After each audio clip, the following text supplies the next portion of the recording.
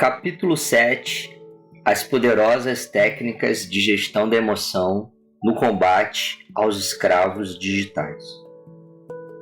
Uma mente esgotada, tensa e estressada adoece e debilita a imunidade do organismo. Proteger a mente, gerir pensamentos e emoções é sua maior responsabilidade, pois se for irresponsável em preservar os recursos naturais do planeta Mente, você poderá ser ótimo para a sociedade, mas será um carrasco de si mesmo. Vemos hoje uma epidemia de suicídios, depressão, ansiedade e doenças psicossomáticas no mundo inteiro. Na época em que cursei a faculdade de medicina, 1 em cada 20 pessoas desenvolvia algum tipo de câncer.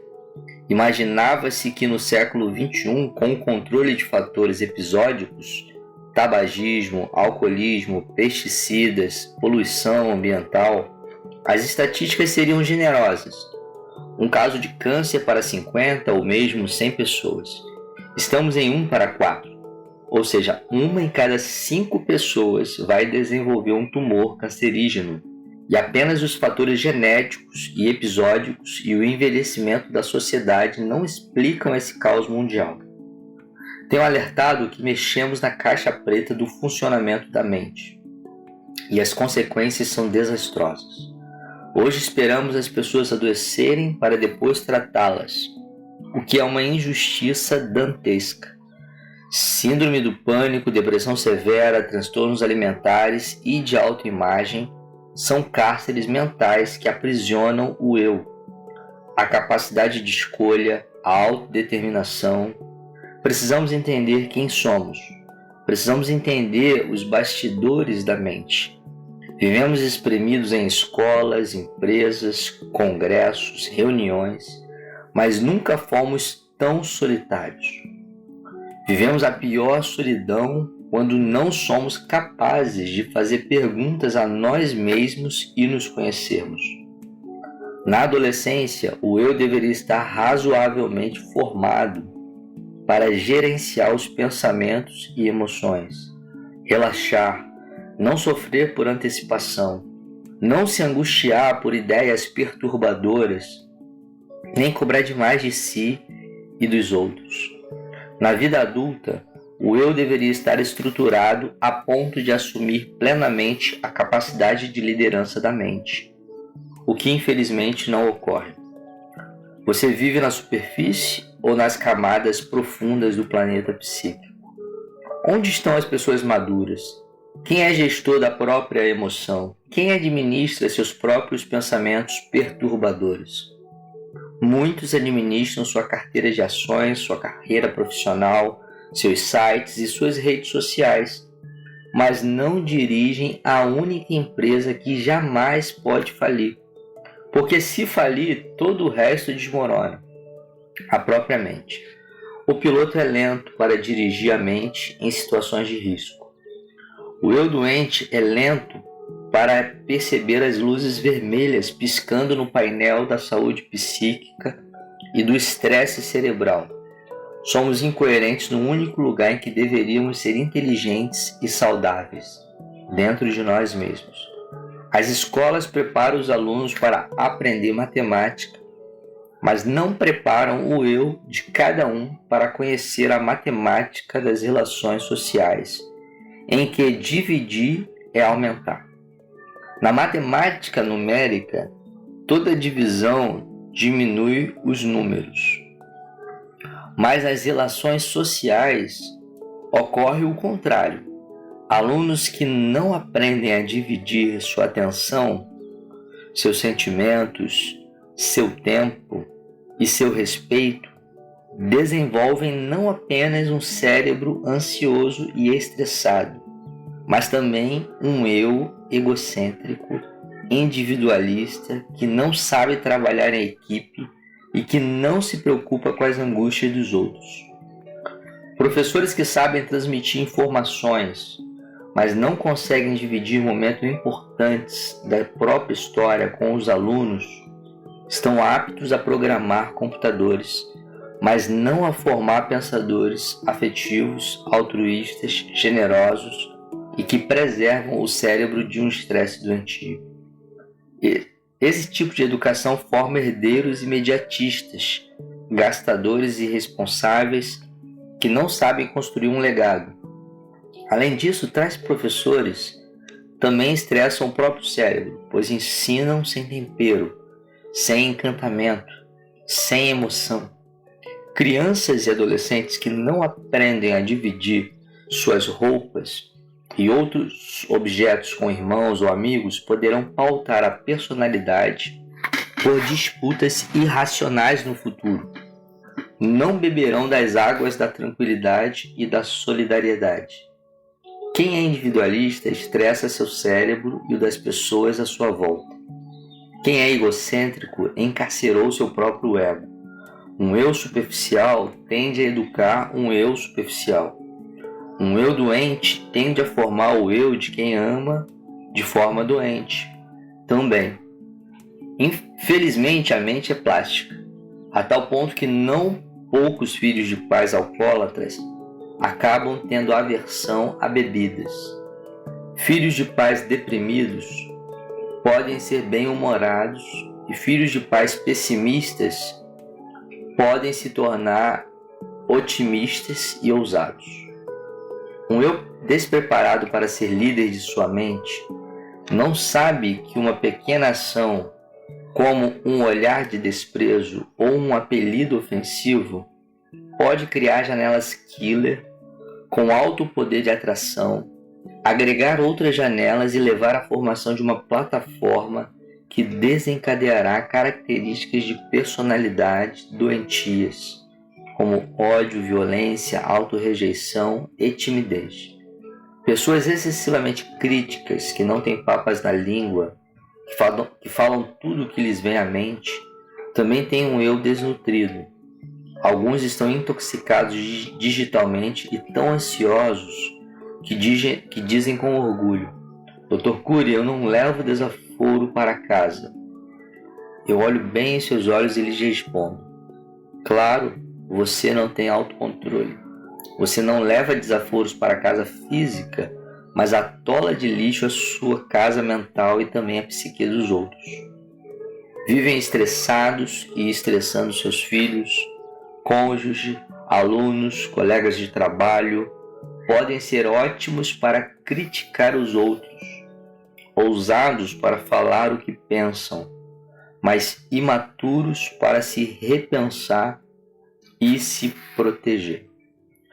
Que educação é essa que ensina línguas para nos comunicarmos com o mundo, mas não nos ensina a nos comunicarmos com os medos, as manias e as preocupações tolas produzidas em nossa mente? Que educação é essa que ensina a física, a lei da ação e reação, mas não a bela física da emoção, que demonstra que não devemos jamais viver pelo binômio bateu-levou?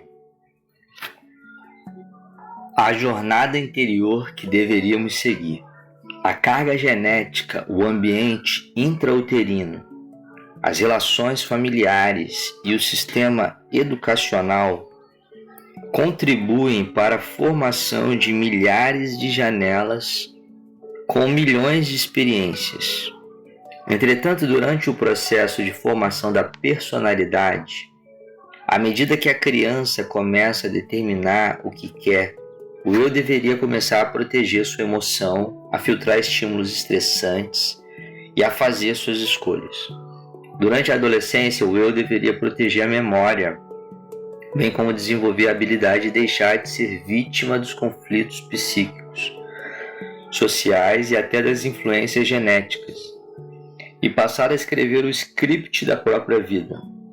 Na vida adulta, o eu deveria ter consciência dos seus papéis e exercê-los com maturidade. Ninguém poderá fazer essa tarefa pelo eu. No máximo, poderá haver a ajuda de um psiquiatra ou psicoterapeuta e a influência de pais, professores, amigos, filósofos, religiosos, livros e informações. Tanto o eu coitadista, com pena de si mesmo, que se acha azarado, incapaz de mudar sua situação, quanto o eu conformista, acomodado, que vive na lama do continuismo, que não se arrisca a andar por lugares nunca antes percorridos, viverão no cárcere do tédio, não serão engenheiros da própria história. O tédio brando é importante, gera uma ansiedade saudável e nos impele a criar, recriar, se reinventar. Mas o tédio tóxico gerado pelo excesso de digital e internet gera uma insatisfação crônica, ansiedade doentia, incapacidade de fazer das pequenas coisas um espetáculo aos olhos. O eu saudável deve ser um engenheiro de janelas light, um protetor da memória, um agente que abranda o estresse cerebral. Um eu engenheiro determinará seu futuro emocional, seu sucesso em produzir relações saudáveis e até sua eficiência em libertar a criatividade. Somos hábeis em explorar jazidas de petróleo e de minérios, em reivindicar nossos direitos sociais, mas não em explorar nosso psiquismo e reivindicar nossos direitos intrapsíquicos, uma mente livre, uma emoção saudável, um intelecto relaxado e uma inteligência criativa. O grande fiador desses direitos é a formação de um eu autoconsciente, autocrítico, coerente, dosado, determinado e com níveis elevados de ousadia.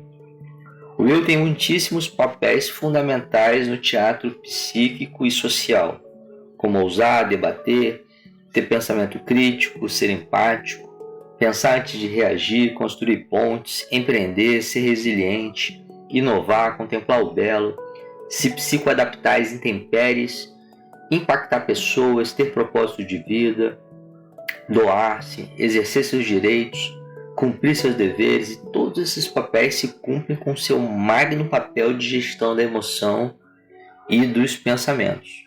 Por isso esse papel é um programa e não apenas uma habilidade. O que é a gestão das emoções e dos pensamentos? Seu eu é um engenheiro da própria história, um servo que se submete às ordens dos conflitos e da preocupação excessiva com a imagem social. O programa de gestão da emoção e dos pensamentos é educar e treinar o eu para gerenciar sentimentos tensos como o estresse intenso, a intolerância e frustrações, a impaciência, a irritabilidade, a impulsividade. Educar e treinar o eu para intervir na qualidade dos pensamentos fixos, perturbadores, mórbidos e autodestrutivos que fomentam preocupações e as tormentas mentais. Usar técnicas como a DCD, a técnica do eu como consumidor emocional, responsável. A saúde emocional vale ouro, é invendável. A técnica da mesa redonda do eu com frequência nesse treinamento. Deixar de ser espectador passivo e dirigir o seu script. Ser livre para pensar e sentir, mas não ser escravo dos pensamentos e das emoções. Administrar as expectativas e proteger a emoção nos focos de tensão. Reciclar a timidez, a insegurança, a hiperatividade / impulsividade. Dar um choque de lucidez no pessimismo, conformismo, coitadismo, egocentrismo. Reciclar o sentimento de culpa, as fobias e a autocobrança. Não gravitar em torno dos problemas, nem se curvar diante da dor, usando o caos e as perdas como oportunidade construtiva. Filtrar estímulos, não sofrer pelo futuro, nem ruminar o passado, não ser carrasco de si mesmo, não cobrar demais de si, desacelerar a mente e valorizar o descanso, férias, feriados, fins de semana, aprender a trabalhar o autocontrole, a autonomia e o protagonismo. Educar a mente para ser tranquila, pacífica, lúcida e ponderada. Namorar a vida antes de namorar alguém, viver mais leve e contemplativamente. Treinar diariamente ser autor da própria história. Uma pessoa madura não dá as costas aos problemas, mas aprende a transformar o caos em oportunidade para crescer. não abre mão de escrever a própria história, mesmo enfrentando lágrimas e frustrações, para ser o roteirista de sua vida. Você precisa aprender a administrar a ansiedade e a colocar sua saúde mental e suas relações íntimas no topo da lista de prioridades.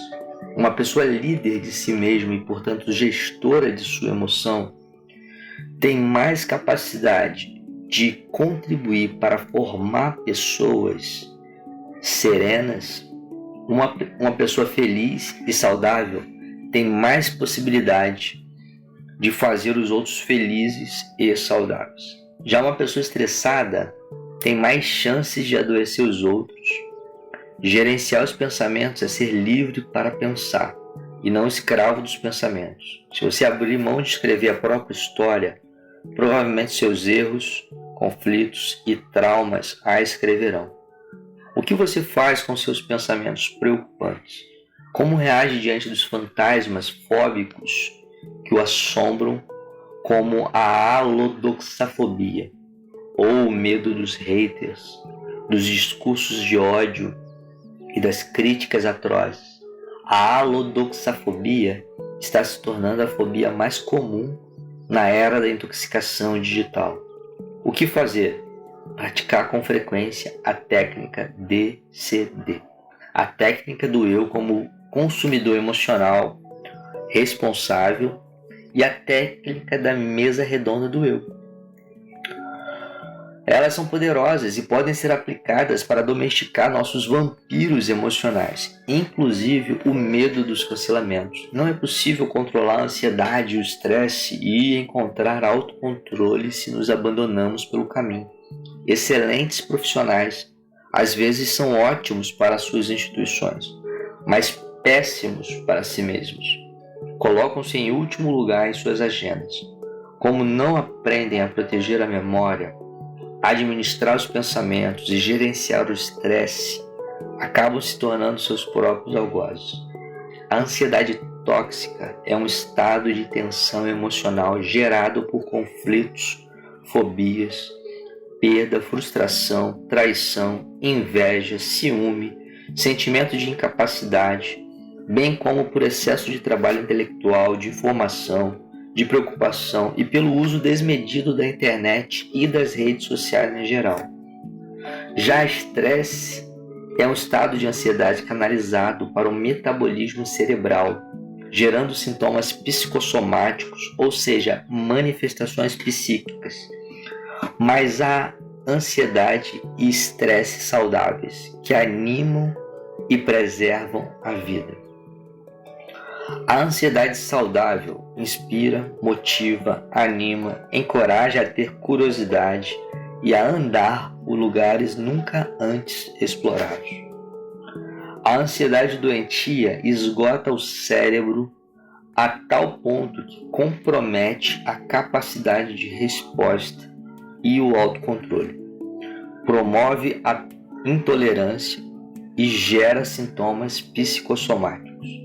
Quando você está numa situação de risco, um exemplo diante da iminência de sofrer um acidente de carro, uma picada de cobra ou até mesmo uma crítica intensa, sua ansiedade se eleva rapidamente, produzindo aumento da pressão arterial, da frequência respiratória e das batidas do coração, preparando-o para a reação de luta ou fuga.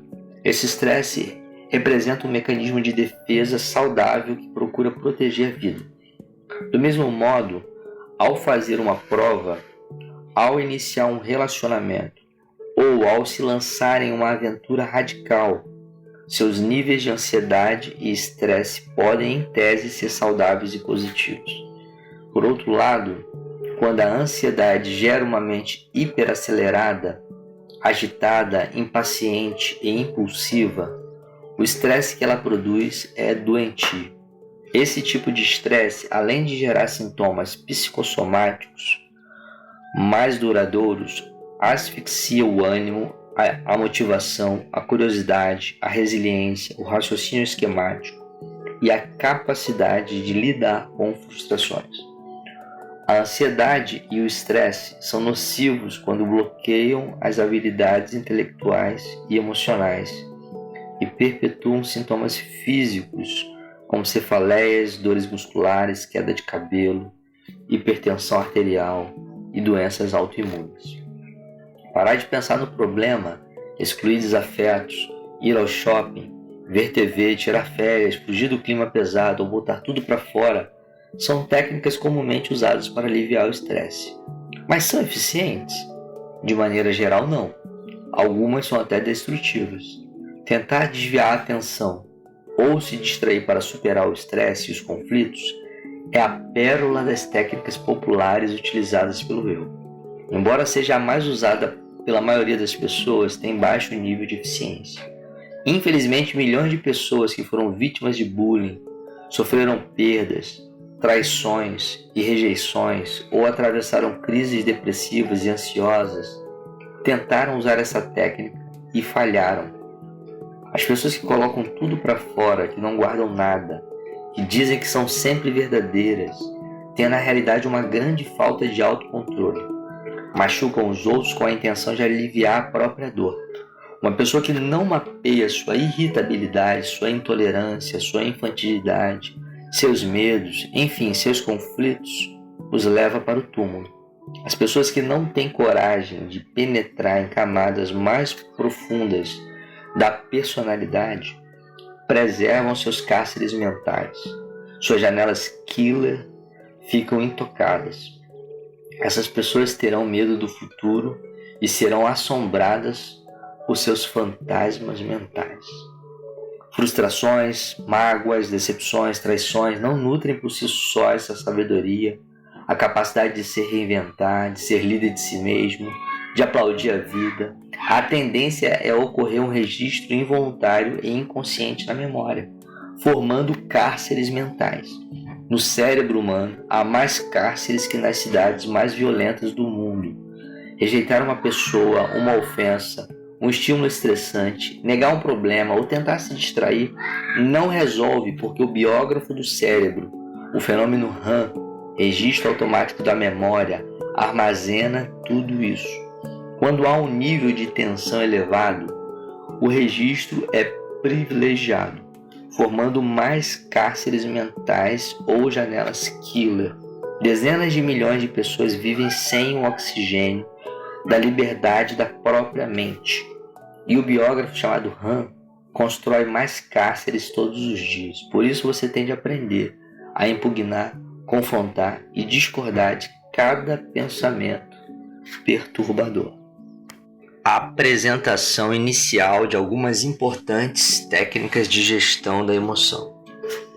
É possível ser autor, é possível ser protagonista, é possível dirigir o script da própria vida. Para isso temos que sair da plateia e entrar no palco da mente, nos tornar protagonistas e diretores do nosso script. Contudo, o ser humano não é assim. Normalmente é conformista, é coitadista, acaricia os próprios transtornos. Você pode escovar os dentes e tomar banho todos os dias, mas se não fizer uma higiene em sua mente, estará cometendo quase que um crime contra a sua saúde psíquica. Cuidamos para manter nosso corpo livre de contaminação por bactérias e vírus, mas nossa mente está cheia de germes emocionais, saturada de pensamentos perturbadores, culpa, autopunição, cobrança. Para preservar a sua saúde emocional, aprenda a não comprar aquilo que não lhe pertence. Você sabe que é importante ser um consumidor responsável. Não pode comprar tudo que vê pela frente, porque senão acabará com dificuldade de honrar seus compromissos. Você não vai ao supermercado e compra um produto estragado ou com prazo de validade vencido. Agora, quando alguém o contraria, você compra aquilo que não lhe pertence? Um olhar atravessado no meio de uma reunião, um comentário desdenhoso, você compra? As pessoas que mais nos frustram e traem frequentemente são as que estão mais próximas, as pessoas a quem nos doamos e de quem esperamos retorno. É claro que inimigos e desafetos nos frustram, mas as pessoas próximas são as que mais podem nos machucar. As pessoas mais íntimas são aquelas que mais podem furtar sua paz. Você tem que aprender a não comprar aquilo que não lhe pertence. Uma tarefa solene do eu. Se você não tiver uma atitude consciente e lúcida nas relações interpessoais, muito dificilmente terá saúde psíquica. É certo que haverá decepções no convívio humano. A vida ficará muito mais leve e suave se você treinar a habilidade de não comprar aquilo que não lhe pertence. Não seja um consumidor emocional irresponsável. Sua mente não pode ser uma casa com portas e janelas escancaradas, que outros invadam com facilidade e furtem o que você tem de melhor. A técnica da mesa redonda do eu, construída por autodiálogo inteligente, lúcido, decidido, contra nossos conflitos, contra a intoxicação digital, atua fora dos conflitos, fora do ambiente onde as janelas killer estão abertas. Portanto, opera mais na gestão dos pensamentos e, consequentemente, também na administração da emoção. É diferente da ferramenta DCD, que é uma técnica que atua primeiramente nos focos de tensão, quando a janela killer ou traumática está aberta, portanto na emoção, para depois atuar na administração dos pensamentos. A técnica DCD deve ser aplicada em crise de ansiedade, ataques de pânico, reações fóbicas, sofrimento pelo futuro, ruminação de frustrações, sentimento de apequenamento ou estresse nos mais diversos momentos em que estamos intoxicados digitalmente e esgotados mentalmente. Enfim, enquanto a janela killer está aberta. Portanto, não a exercitamos, como vimos, com muita racionalidade, fazendo grandes discursos ou racionalizando o foco da ansiedade, apenas impugnando poderosamente e confrontando fortemente o fechamento do circuito da memória. Realizamos a técnica da mesa redonda do eu com racionalização, pois o foco de tensão e da ansiedade ou o humor triste da intoxicação digital já passou por alguns minutos ou horas. Nesse caso, o circuito da memória não está fechado. Os efeitos da síndrome predador-presa não estão em cena. Portanto, antes ou depois de atravessarmos os vales do conflito, uma técnica complementa a outra. E às vezes elas se mesclam. A DCD, por atuar no foco de tensão, reedita o filme do inconsciente, criando novas experiências que são registradas nos arquivos doentes. E a mesa redonda do eu atua, como veremos, construindo janelas light, saudáveis, ao redor das janelas traumáticas ou killer. Bem-vindos às ferramentas com as quais o eu se torna um brilhante autor da história, diretor do script, gestor da sua mente. Técnica do DCD: duvidar, criticar, determinar. As ferramentas de gestão da emoção descritas a seguir colocam combustível nos sonhos e na disciplina. Transformam uma crise ou acontecimento indesejável numa oportunidade fantástica para reescrever janelas killer e capacitar o eu como autor da própria história. Essas técnicas são um excelente complemento da psiquiatria e da psicologia clínica, pois são praticadas no dia a dia fora do consultório. A técnica DCD é uma excelente técnica para gerenciar e proteger o delicadíssimo e desconhecido planeta mente. A arte de duvidar é o princípio da sabedoria na filosofia. A arte de criticar é o princípio da sabedoria na psicologia. A arte da determinação estratégica é o princípio da sabedoria na área de recursos humanos. A técnica do DCD deve ser aplicada com emoção e coragem. Você deve duvidar de tudo que o controla, criticar todo pensamento perturbador e determinar estrategicamente aonde quer chegar. Duvide de todas as suas falsas crenças. Por exemplo, duvido que as pessoas não vão gostar do que eu tenho a dizer. Duvido que eu serei rejeitado nessa situação. Será mesmo que vou fracassar depois de ter me preparado tanto? Duvido de cada pensamento perturbador. Duvido do que as pessoas pensam e falam de mim. Duvido que esses monstros que imaginei em minha cabeça são reais. Duvide de que não consegue superar seus conflitos, suas dificuldades, seus desafios, seus medos, sua dependência. Duvide de não ser autêntico, transparente e honesto consigo mesmo. Duvide de que não é capaz de ser livre nem autor da própria história. Duvide de que não pode brilhar como pai ou mãe, como ser humano e como profissional. Lembre-se de que tudo aquilo em que você crê o controla. Se não duvidar frequentemente das suas falsas crenças, elas o escravizarão e você não conseguirá reeditar o filme do inconsciente. Critique cada ideia pessimista, cada preocupação excessiva e cada pensamento angustiante. Por exemplo, critico o meu pessimismo. Por que penso dessa forma? Por que ser vítima desses sentimentos ou pensamentos? Quais armadilhas estão no controle da minha vida neste momento? O que de pior pode acontecer se eu errar? E o que de melhor pode acontecer se eu acertar? Por que essa necessidade neurótica de ser perfeito? Ninguém é perfeito e ninguém acerta o tempo todo. Critico meus medos, a supervalorização da opinião dos outros. Meus medos são irreais, existem apenas na minha mente e posso controlá-los. Jamais se esqueça de que cada pensamento negativo deve ser combatido com a arte da crítica. Seu eu tem que deixar de ser passivo, tem que questionar a raiva, o ódio, a inveja. Critique a ansiedade, a agitação mental, a necessidade de estar em evidência social. Questione seu medo do futuro, de não ser aceito, de falhar.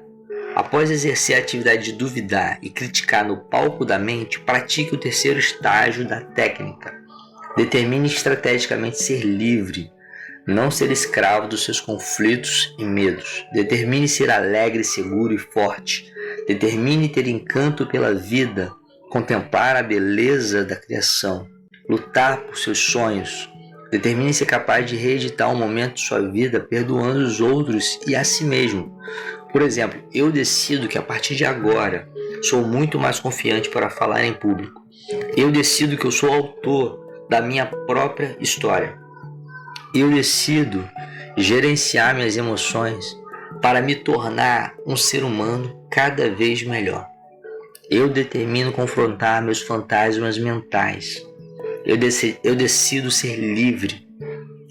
Entre desejar e determinar há uma lacuna imensa. Não basta desejar, é preciso determinar com disciplina. Mesmo que o mundo desabe sobre você, determine lutar por seus sonhos, por ter uma mente saudável e generosa. Decida continuamente ter um romance com a própria história e jamais se abandonar. Determine agradecer mais e reclamar menos, abraçar mais e julgar menos, elogiar mais e condenar menos. Entregue-se à prática com tanta emoção quanto a de um advogado de defesa ao defender um cliente. Você deve impugnar, confrontar e discordar das suas mazelas psíquicas. A técnica do DCD pode reeditar janelas killer e oxigenar o centro da memória. Nunca se esqueça de que determinar ser livre só tem efeito se você treinar a arte de duvidar e criticar. Caso contrário, a arte de determinar se tornará uma técnica de motivação superficial que não suportará o calor dos problemas do dia a dia. Aplique a técnica do DCD com muita garra e vontade de reorganizar e reescrever sua memória, como se fosse o grito de liberdade de alguém que sai da condição de espectador passivo na plateia, entra no teatro da mente e proclama: eu escreverei o script da minha vida. Pacto do eu para ser um consumidor emocional responsável. Somos consumidores emocionais irresponsáveis. Compramos o que não construímos, produzimos e elaboramos como ofensas, frustrações causadas pelos outros, críticas injustas, bullying. Com os grandes focos de tensão, usamos a técnica DCD. Mas o que fazer com os pequenos lixos mentais os pensamentos pessimistas, as ideias sobre o futuro, sombrio e os pequenos atritos sociais tão constantes em nosso dia a dia. Não é necessário usar um canhão para eliminar uma mosca. Quanta energia gastaríamos utilizando o DCD com pequenos estímulos estressantes? Nesses casos, uma outra ferramenta extremamente eficiente, o pacto do eu como consumidor responsável. Você tem uma preocupação tola ou uma ideia fixa em relação a um sintoma ou doença. Se não é importante, deixe acontecer. Não precisa confrontar com a técnica DCD. Seu eu deve entrar em cena, ter consciência de que não é nada grave e elaborar sua mente. Nada de grave estou tendo, não vou consumir esses pensamentos tolos. O pacto do eu é muito mais poderoso e eficaz do que tentar esquecer, se distrair ou negar um pensamento perturbador ou um problema. É um pacto consigo mesmo, para permanecer livre, sereno e tranquilo, a cada momento da vida, não comprando o lixo do outro, ofensas, rejeições e grosserias. Essa técnica gasta pouca energia mental, mas é eficiente para não poluir o cérebro. O pacto do eu nos permite ser sociáveis e generosos, ao mesmo tempo sabendo que viver em sociedade produz tempestades imprevisíveis. Fazer um pacto sério consigo mesmo para não absorver ofensas, rejeições, picuinhas, fofocas de forma irresponsável é libertador. Mas como? Aprenda a dar risada de seus pensamentos tolos, deboche de suas preocupações e neuroses. Proclame em voz alta: essa crítica ou atrito não me pertence. Eu não preciso ficar com o lixo do outro. Essa doença é do outro e não minha. Proclame seus pontos fortes, que ninguém é perfeito, que somos seres em construção. Proclame ser livre. Aprenda a escolher sabiamente as batalhas mentais que devem ser lutadas. Mesa redonda do eu. Na mesa redonda do eu, podemos atuar com calma, refletir, analisar e discutir as crises fóbicas, as reações ansiosas, os conflitos de relacionamento, os desafios. Não apenas se reedita o filme do inconsciente, mas se objetiva principalmente construir janelas light paralelas ao redor do núcleo traumático. Para neutralizar o poder de uma janela traumática ou killer e para que o eu consiga ter nos focos de tensão, lucidez, coerência, autonomia, enfim, seja capaz de ser líder de si mesmo e autor de sua história. Com a técnica da mesa redonda, seu eu deixará a condição de espectador passivo para ser autor da própria história.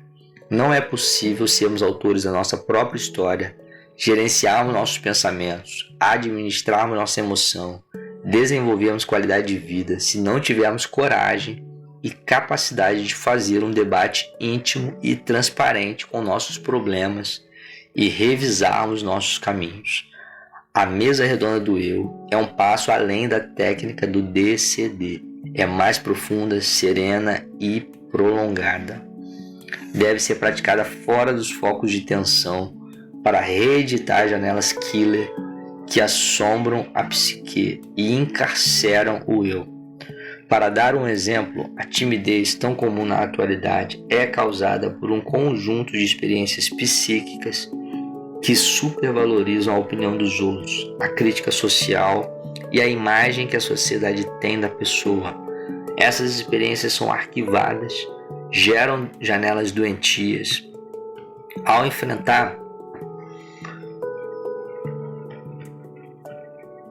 novos ambientes, desafios e reuniões sociais, as pessoas tímidas abrem essas janelas, bloqueando sua inteligência e, em certas ocasiões, gerando sintomas psicossomáticos, como mãos frias, taquicardia, suor excessivo.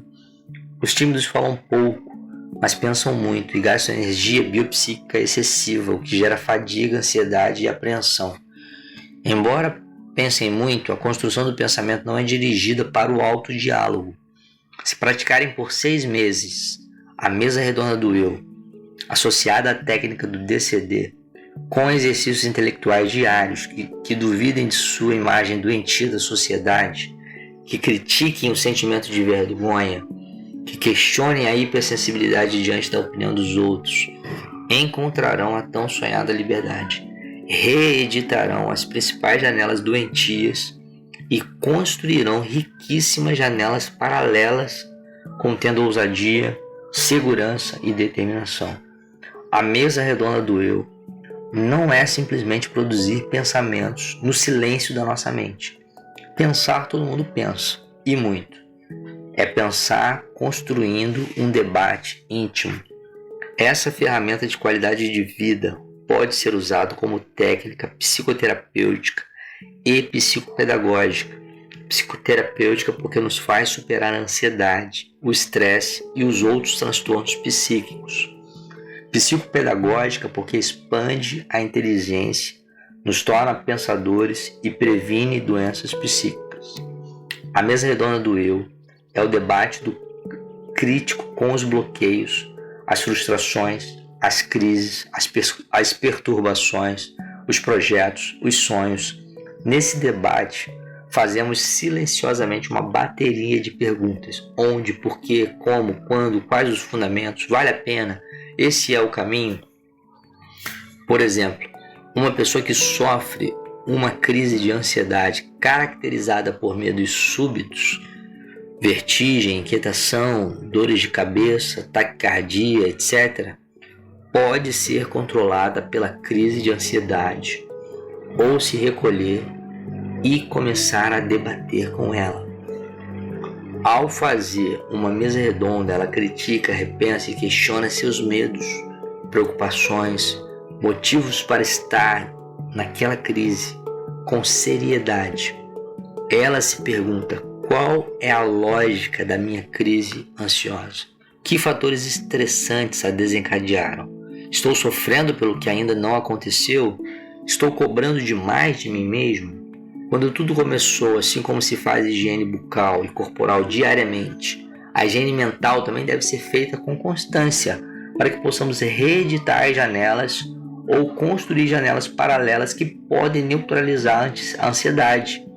Torço que você treine diariamente seu eu como gerenciador emocional e intelectual nos focos de tensão. Se você não aprender a conversar consigo, ainda que o taxem de louco, se não tiver conversas inteligentes e calmas com os fantasmas de sua mente, se não der um choque de lucidez nas suas preocupações e em seus pensamentos asfixiantes, se não reciclar suas emoções tensas, ansiosas e depressivas, não saberá o que é ser minimamente autor de sua história. Jamais seremos autores plenos, mas nunca deveríamos abrir mão dos capítulos mais importantes de nossas vidas. Você não tem responsabilidade se tiver fobias, ansiedade, pessimismo, impulsividade, mas tem responsabilidade de reciclá-las e não permitir que se aninhem em sua mente. Para sempre lembrar. Tentar desviar a atenção ou se distrair para superar o estresse e os conflitos é a pérola das técnicas populares utilizadas pelo eu. Embora seja mais usada pela maioria das pessoas, tem baixo nível de eficiência. Infelizmente, milhões de pessoas que foram vítimas de bullying sofreram perdas, traições e rejeições ou atravessaram crises depressivas e ansiosas, tentaram usar essa técnica e falharam. Técnicas como a DCD, duvidar, criticar e determinar, e a mesa redonda do eu são muito mais eficazes. As pessoas que colocam tudo para fora, que não guardam nada, que dizem que são sempre verdadeiras, têm na realidade uma grande falta de autocontrole. Machucam os outros com a intenção de aliviar a própria dor. Uma pessoa que não mapeia sua irritabilidade, sua intolerância, sua infantilidade, seus medos, enfim, seus conflitos, os leva para o túmulo. As pessoas que não têm coragem de penetrar em camadas mais profundas da personalidade preservam seus cárceres mentais. Suas janelas killers ficam intocadas. Essas pessoas terão medo do futuro e serão assombradas por seus fantasmas mentais.